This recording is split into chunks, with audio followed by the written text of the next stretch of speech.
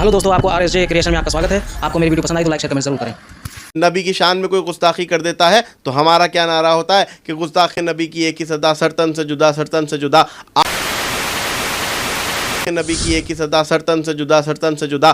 2000 years later. आज हम देख रहे हैं कि हम किसी दूसरे के धर्म का अपमान कर रहे हैं, तो हमें इस बात को सोचना चाहिए कि कल को यदि कोई हमारे धर्म का अपमान करता है तो हमें उसकी पीड़ा कितनी होगी।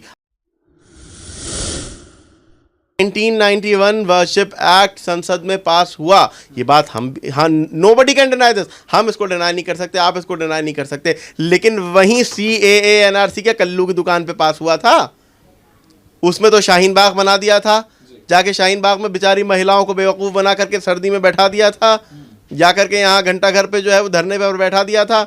हम वो नहीं मानेंगे, हम वो मानेंगे जो हमें लगता है हमारे पक्ष का है। तो देखिए, सेलेक्टिव संविधान से तो देश नहीं चलेगा। मुसलमानों के लिए हिंदुस्तान से अच्छा कोई मुल्क नहीं हो सकता और हिंदू से अच्छा कोई दोस्त नहीं हो सकता। इस बात को समझना होगा ओवैसी जैसे नेताओं को जो हमारे देश में दंगे भड़काने की कोशिश सर, ये जो सारी चीज़ें चल रही हैं, इसमें जो सपा के नेता हैं बर्क, उनका भी बयान सामने आता है। उन्होंने वो कह रहे हैं कि ना कभी मंदिर टूटी, ना मंदिर तोड़कर मस्जिद बनाई गई, और ये शिवलिंग नहीं है, फवारा है। दूसरी तरफ ओवैसी औरंगजेब को बता रहे हैं कि वो चाहे जो थे, हमारे लिए वो बादशाह थे।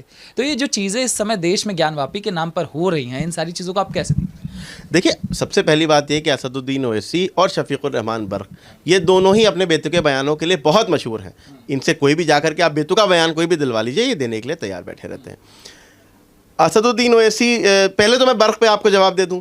शफीकुर रहमान बर्क 90 साल की मुझे लगता है उनकी उम्र होगी, कम से कम, इससे कम नहीं होगी, 90 साल की उम्र होगी। 90 साल में उन्होंने बहुत अनुभव कमाया होगा, बहुत सारी चीज़ें देखी होंगी, बहुत उतार चढ़ाव देखे होंगे। आज वो ये कह रहे हैं, मैं फिर भी इस बात को ये नहीं कहता कि किसी ने क्या तोड़ा क्या नहीं तोड़ा, मैं इस बात पर कोई, लेकिन मैं ये बताना चाहता हूं कि हम जाकर के इतिहास उठाएं और देखें कि क्या रसूल की बेटी के मज़ार को नहीं तोड़ा गया।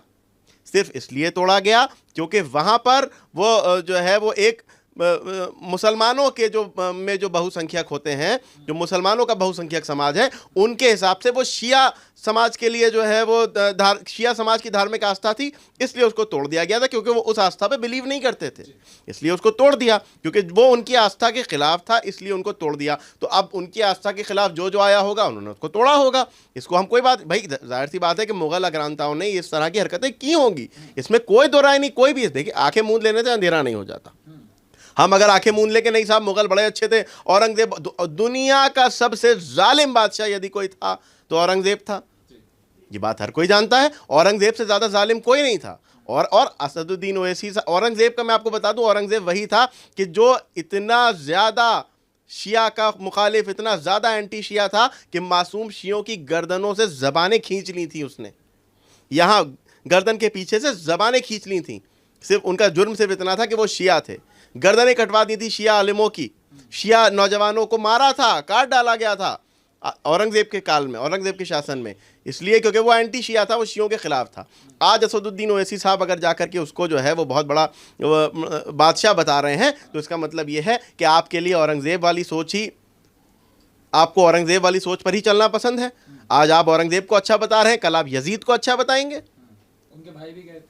उनके भाई भी गए थे, उनके भाई तो जाकर के फातिहा पढ़ के आए थे औरंगजेब की कब्र पे। क्या संदेश दिया था? ये संदेश दिया था कि देखो, जिस तरह से ये दुश्मन था शियों का, हम भी दुश्मन है शियों के।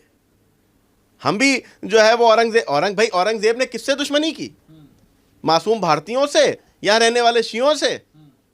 वही तो उसका टारगेट रहे ना। टारगेट औरंगजेब के समय में, औरंगजेब को यदि कोई बादशाह मानता है तो मैं उसे भी औरंगजेब जैसा ही मानूंगा कि आज उनको प्रधानमंत्री की सबका साथ सबका विकास वाली नीति नहीं पसंद है, बल्कि औरंगजेब पसंद है। औरंगजेब की कत्लो गारत वाली नीति पसंद है। शफीकुर रहमान बर्क कह रहे हैं कि वो साहब कभी कुछ नहीं हुआ। मैं उनसे ये पूछना चाहता हूं कि उस वक्त वो कहाँ, आप कहीं ना जाओ, वक्फ बोर्ड के दफ्तर चले जाओ, दिन में आपको 10 मुकदमे ऐसे मिल जाएंगे, 10 फाइलें ऐसी मिल जाएंगी कि जहां पर मस्जिदों को तोड़ करके कॉम्प्लेक्सेस बना लिए, दुकानें बना ली, बेच डाले, अपने घर बना लिए। किसने? मुसलमानों ने, खुद मुसलमानों ने। और FIR उनकी सरकार दर्ज कराती है, मुकदमे उन पर जो है सरकार दर्ज करती है। और तोड़ा किसने? मुसलमानों ने। शफीकुर रहमान बर्क साहब मुझे बताएं कि क्या ऐसा नहीं है खुद उनके मुरादाबाद में बताएं क्या खुद रामपुर में बताएं क्या आजम खान ने जो है वो अपना यूनिवर्सिटी बनाने के लिए अपने घर से लेकर के यूनिवर्सिटी तक का फ्लाईओवर बनाने के लिए यतीम खाना, मज़ार, मस्जिदें तोड़ी या नहीं तोड़ी?